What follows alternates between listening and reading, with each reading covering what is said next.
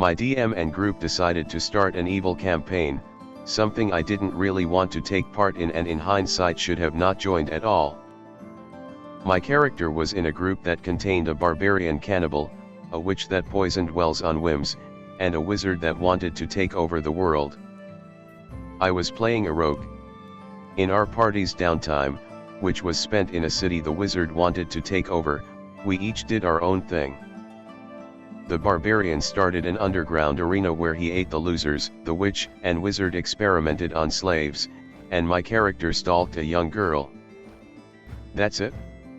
Just making hide checks and watching a young girl from a distance.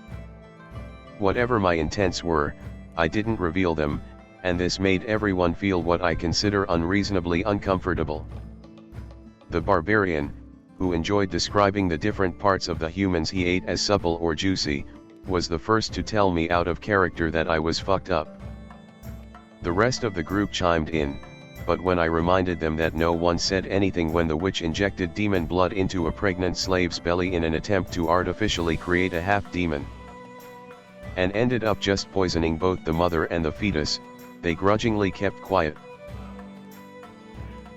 The DM, as if to try and dissuade me from my chosen course, had the young girl's life be remarkably uneventful.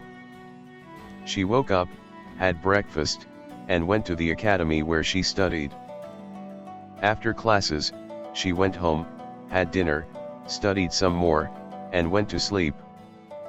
After 6 months of in-game time, the barbarian had a small group of cannibalistic gladiators as his underlings, the witch had successfully started a part demon breeding project, and the wizard had infiltrated the high council of the city and had started secretly administering a highly addictive drug. My character had learned the young girl's name, knew her favorite foods, saw which students she got along with, and even had a pretty good idea of which boys fancied her. At first, I had thought that the rest of the group was uncomfortable with me stalking the young girl because they thought my character was doing it for sexual purposes. Slowly, I realized it was because over the course of the game sessions, they had all started to care, in their own small ways, about this studious little girl. Though their characters did horrible, unspeakable things to people, those people were all nameless strangers that none of them saw as humans. My character, however, was getting to know his intended victim, carefully and diligently, with the rest of the group slowly getting to know her as well. By the time the wizard had full control of the city, his player knew that the little girl wanted to study exotic plants, especially flowers. The academy that he knew had complete control over was her favorite place in the world, and her worst fear was if something ever happened to it.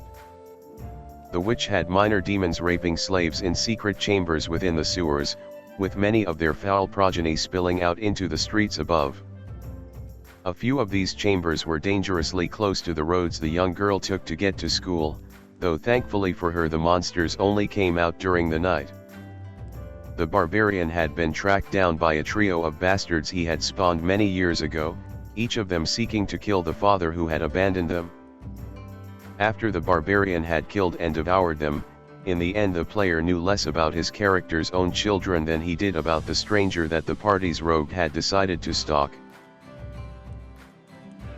By then, everyone had started to suspect that I had no ill intent towards the girl.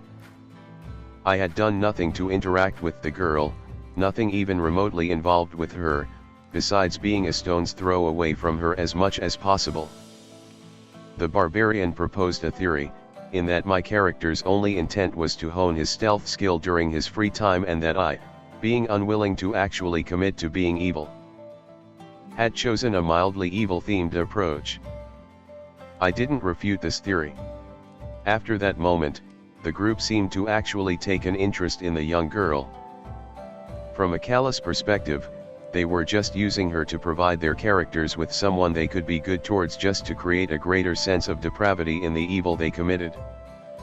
From a kinder perspective, the players were good people at heart and just couldn't be evil to the young girl. The academy was provided with extra funding, and a set of greenhouses were built for the exclusive use of the students. The demon blood experiments were now under close supervision, with nightly patrols to help eradicate the escaped specimens.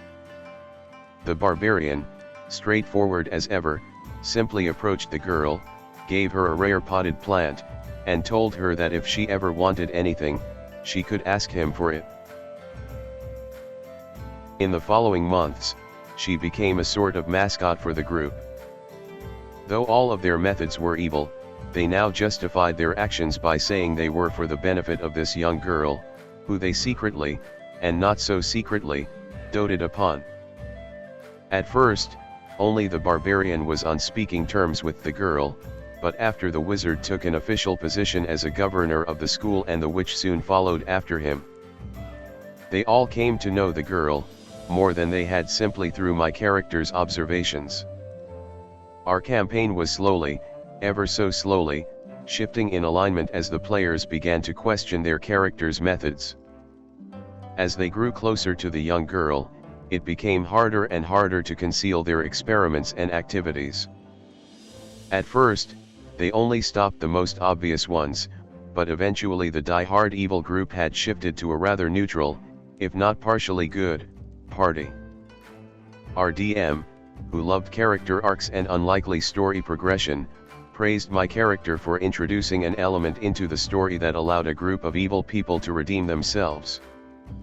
As he described the young girl walking home from the greenhouses, the DM took a moment to also say that he suspected that I had always planned to eventually turn the evil campaign into an ordinary one.